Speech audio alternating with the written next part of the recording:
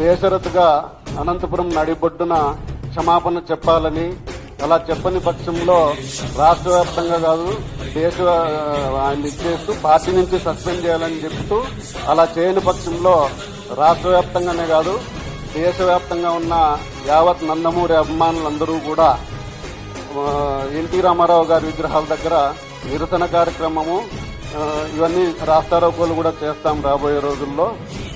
అప్పటికీ చెప్పకపోతే మాత్రం దేశవ్యాప్తంగా ఉన్న ఎన్టీఆర్ అభిమానులందరికీ చలో అనంతపురం అనే పిలుపు ఇవ్వబోతున్నాం. వేలాదిగా ఈ దీంట్లో నందమూరి ఎన్టీ రామారావు గారి అభిమానులందరూ పాల్గొని నీ ఇంటిని ముట్టడిస్తాం, నీ ఇంటి ముందు ధర్నా చేస్తాం, నువ్వు సారీ చెప్పేంత వరకు, నువ్వు బహిరంగంగా అనంతపురం నడిబొడ్డున అభిమానులందరి సమక్షంలో సారీ చెప్పి నీ తప్పు ఒప్పుకునేంత వరకు మేము దీంట్లో ఎటువంటి రాజీ పడే ప్రసక్తే లేదని చెప్పేసి చెబుతున్నాం.